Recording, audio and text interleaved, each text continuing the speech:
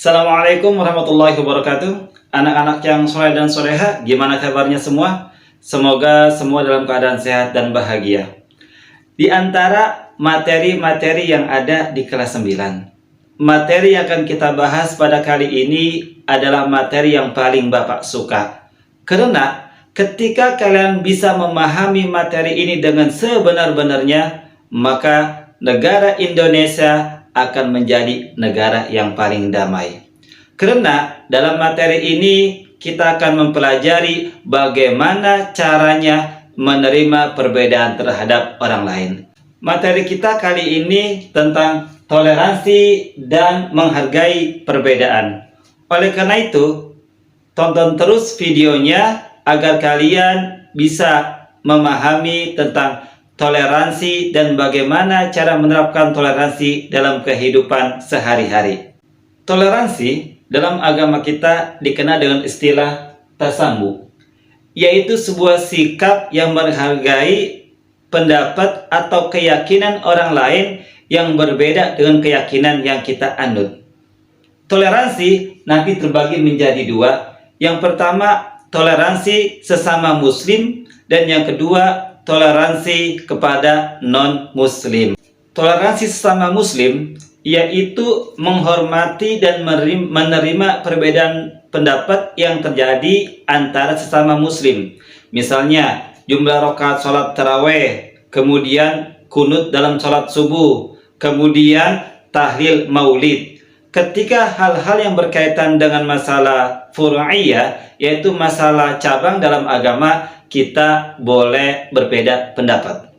Tetapi toleransi tidak bisa diberikan ketika hal-hal yang berkaitan dengan masalah usul, yaitu masalah pokok-pokok agama. Misalnya masalah ketuhanan, kedua masalah kiblat, kemudian masalah Al-Quran. Maka hal-hal yang berkaitan dengan masalah usul, yaitu masalah pokok, tidak ada yang namanya toleransi.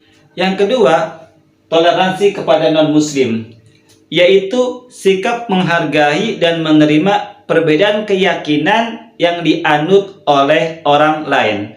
Dalam Al-Quran banyak sekali ayat-ayat yang menjelaskan bagaimana sikap kita sebagai seorang muslim kepada orang lain. Dalam surah Al-Hujurat ayat 13, Allah Subhanahu wa Ta'ala memberitahukan kepada kita, "Ya ayyuhan nas, wahai manusia, inna khalaqnakum min dzakari wa unsa." Sesungguhnya Allah menciptakan engkau dari laki-laki dan perempuan, waja'alnakum syu'uban wa qaba'ila, dan menjadikan kamu berbangsa-bangsa dan bersuku-suku, lita'arafu, tujuannya untuk saling mengenal. Dalam ayat ini kita ketahui bahwa tujuan Allah menciptakan kita berbeda bangsa, berbeda suku adalah lita'arafu, untuk saling mengenal satu dengan yang lain. Dalam surah Al-Baqarah ayat 256, Allah Subhanahu wa Ta'ala memberitahukan kepada kita bagaimana sikap kita terhadap orang lain yang punya keyakinan berbeda dengan diri kita. La ikraha fid din, tidak ada paksaan dalam beragama. Qad tabayyana rusdu minal ghayyi, karena sudah sangat jelas jalan yang benar dan jalan yang sesat. Dalam ayat ini Allah memberitahukan kepada kita bahwa kita tidak boleh memaksa orang lain untuk menganut keyakinan yang kita anut. Kemudian dalam surah Al-Mumtahanah ayat 8, Allah Subhanahu wa Ta'ala menjelaskan, la yanhakumullahu 'anil ladzina lam yuqatilukum fid din. Allah tidak melarang kepada kita untuk berbuat baik kepada orang yang tidak seyakinan dengan kita, selama orang itu tidak memerangi agama kita. Jadi dalam ayat ini seorang muslim boleh berbuat baik kepada orang non-muslim selama orang itu tidak memusuhi, tidak memerangi agama yang kita anut. Bahkan dalam surah Al-An'am ayat 108, Allah Subhanahu wa Ta'ala menjelaskan bahwa seorang muslim tidak boleh menghina, mencaci maki sesembahan orang lain. Wala tasubbul ladzina yad'una min dunillah, maka janganlah kamu memaki, menghina sembah-sembahan orang yang mereka tidak menyembah selain Allah. Kenapa? fayasubbullaha adwan bighairi ilmin, maka nanti mereka akan menghina, mencaci Allah melampaui batas. Dalam ayat ini sangat jelas bahwa kita sebagai seorang muslim sangat dilarang untuk menghina, mencaci maki Tuhan-Tuhan orang lain yang berbeda keyakinan dengan apa yang kita anut. Dalam surah Yunus ayat 99, Allah Subhanahu wa Ta'ala memberitahukan kepada kita bahwa Allah sangat mampu dan bisa menjadikan semua orang di dunia ini beriman kepada Allah. Walau syaa rabbuka la amana man fil ardi kulluhum jami'a. Kalau seandainya Allah menghendaki, maka semua orang yang ada di bumi ini semuanya beriman kepada Allah. Artinya, ketika ada orang yang berbeda keyakinan dengan kita, maka itu adalah kodrat yang Allah berikan terhadap orang itu. Tugas kita adalah bagaimana perbedaan keyakinan kita antara kita dengan dia, tetap kita menjalin yang namanya saling menghargai, saling menghormati antara keyakinan yang kita anut. Hakikatnya, semua manusia yang ada di dunia ini, mau orang Islam, orang Cina, Hindu, Buddha, atau orang apapun, semuanya adalah ciptaan Allah, semuanya adalah makhluk Allah. Tetapi nanti ada orang yang mengakui Allah sebagai Tuhannya, tak ada juga orang yang menolak Allah sebagai Tuhannya. Sikap kita kepada orang yang tidak mengakui Allah sebagai Tuhannya tetap harus saling menghormati, karena Al-Quran mengatakan lakum dinukum waliyadin, agama kita untuk kita, agama mereka untuk mereka.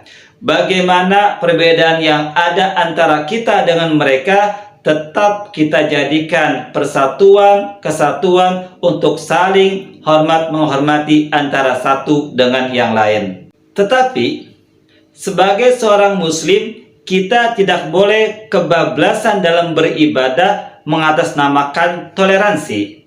Karena perilaku toleransi antar umat beragama tidak berarti seorang muslim mengikuti praktek-praktek keagamaan dan hari raya non-muslim. Perilaku toleransi antar umat beragama hanya sebatas menghormati, menghargai praktek ibadah agama lain, bukan mengikuti ajaran agama mereka. Jadi harus dipahami bahwa toleransi kita hanya sebatas menghargai ibadah mereka, bukan mengikuti tata cara ibadah yang mereka anut. Karena prinsip toleransi yang diajarkan Islam adalah membiarkan umat lain untuk beribadah dan berhari raya tanpa mengusik mereka, tetapi bukan mengikuti ajaran agama yang mereka anut. Ini adalah contoh-contoh toleransi kepada non-muslim. Yang pertama, bergaul dengan siapapun tanpa membedakan agamanya. Yang kedua, menolong tetangga yang beda agama ketika mereka mengalami kesusahan. Ketiga, tidak menghina, mengejek ajaran agama lain. Keempat, memberikan kesempatan kepada orang lain yang tidak seyakin dengan kita untuk beribadah. Yang kelima, tidak memaksakan agama kita kepada mereka. Keenam, menghargai, menghormati hari raya perayaan mereka. Dan terakhir, memberikan rasa aman kepada non-muslim yang sedang beribadah. Banyak sekali contoh-contoh toleransi yang bisa kita terapkan dalam kehidupan sehari-hari. Di sini Bapak hanya memberikan beberapa contoh tentang toleransi yang bisa kita laksanakan ketika kita berada di rumah atau dimanapun kita berada. Sebagai penutup materi kita, Bapak akan mengutip perkataan Gus Mus. Al-Quran menerima perbedaan, tetapi Al-Quran melarang perpecahan di antara kita. Anak-anak yang soleh dan soleha, seperti biasa, setelah kita mempelajari materi-materi yang Bapak sampaikan, untuk menguatkan pemahaman kalian tentang materi toleransi ini, Bapak sudah merangkum tentang materi ini, jadi silakan kalian simak.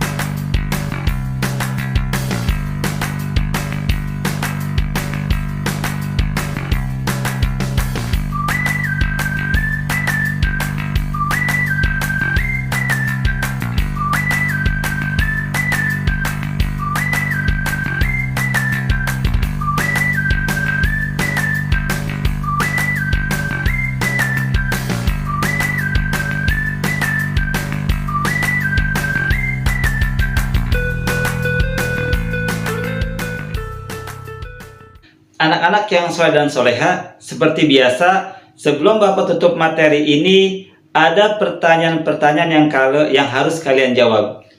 Yang pertama, boleh tidak seorang muslim berbuat baik kepada non-muslim?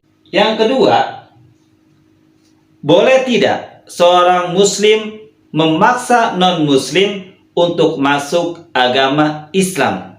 Jelaskan mengapa.